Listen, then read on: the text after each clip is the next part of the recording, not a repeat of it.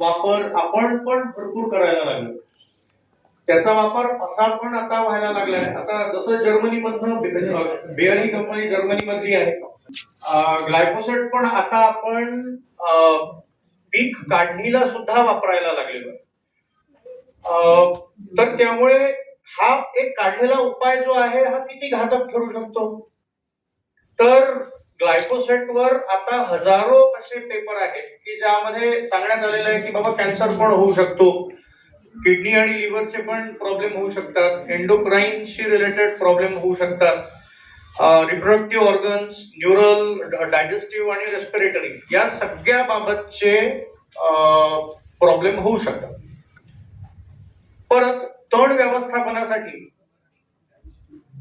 हा पचन पचन पचन श्वसन, डोक्याचे आजार, नंतर मग प्रजनन संस्थे संदर्भातले आजार हे सगळे होऊ शकतात असं त्या ग्लायफोसेटची ख्याती आहे.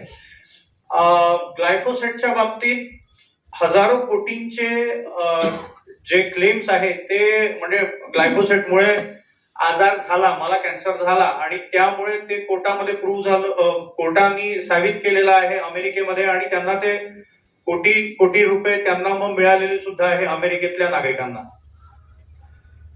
तर आपण तण व्यवस्थापनावर कसा उत्तर काढायचा प्रयत्न केलेला आहे ग्लायफोसेट, म्हणजे हे आता आपलं उत्तर आहे.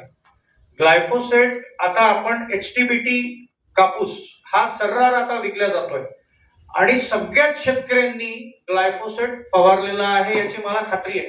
80% मार्केट मधलं जे बीज आहे ते परत गेलेलं आहे. जोर बीटी नाव आहे, जर माहिती असेल तर तुम्हाला. कपाशी लावणारे शेतकरी तुम्ही जर एखाद्या वेळेस असाल नसाल पण तुमच्या बाजूचा शेतकरी नक्की आहे. तर त्यामुळे बीटीचा मला जेवढा या ग्लायफोसेटचा जेवढा अनुभव होता की तो 435 की 436 दिवस हे आधी माझ्या वाचनात होतं की ते जमिनीत राहतं. ते एकतर पाण्यात राहील, नाहीतर जमिनीत राहील, नाहीतर पिकाच्या अवशेषांमध्ये राहील, नाहीतर पिकांमध्ये राहील. पण नवीन पुस्तकामध्ये काही जे नवीन रिसर्च झाले त्यात लक्षात आलेलं आहे की 736 दिवसांपर्यंत ते आपल्या वातावरणात कुठेतरी राहिलं. आणि ते समजा जर त्या 736 दिवसांपैकी समजा जर आपल्या जर खाण्यात जर ते येत राहिलं तर मग त्याचा परिणाम कुठंतरी आपल्याला जे मागे बोललो त्या विषयांबद्दल होऊ शकतो. कॅन्सर हे त्याच्यातलं महत्वाचा एक आजार जगाच्या पातळीवर दिसून येऊन राहिलेला आहे. तर बरं, ग्लायफोसेट फवारलं, तर ग्लायफोसेट फवारल्यानंतर मग पुढे काय झालं.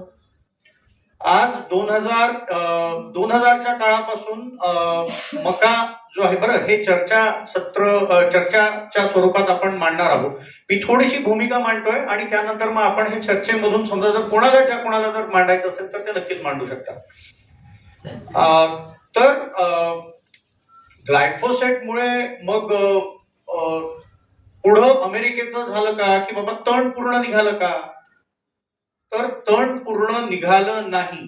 त्यांचा फक्त जो प्रश्न आहे तो काही वर्षांसाठी पुढे ढकलला गेला. जो 20ला शेतकरी होता तो आता 40 मध्ये जेव्हा आलेला आहे तेव्हा असे तण तिथे येऊन राहिलेले आहेत की ते त्या ग्लायफोसेटमुळे सुद्धा मरत नाही आहे. तर त्याच्यामुळे आणखी त्यांना दुसऱ्या पिढीतले, तिसऱ्या पिढीतले असे तणनाशक आता वापरावे लागत आहे. आपल्यासोबत मग काही वेगळं होणार आहे का. समजा जर आपण ग्लायफोसेट मधून जर उत्तर शोधतो आहे तर मग आपल्यासोबत 20 वर्षानंतर तेच होणार आहे. त्याच्यामुळे HTBTचा आग्रह आपण समजा जर शेतकरी म्हणून जर धरत असू तर मग तो किती खरा आहे ते माहिती नाही.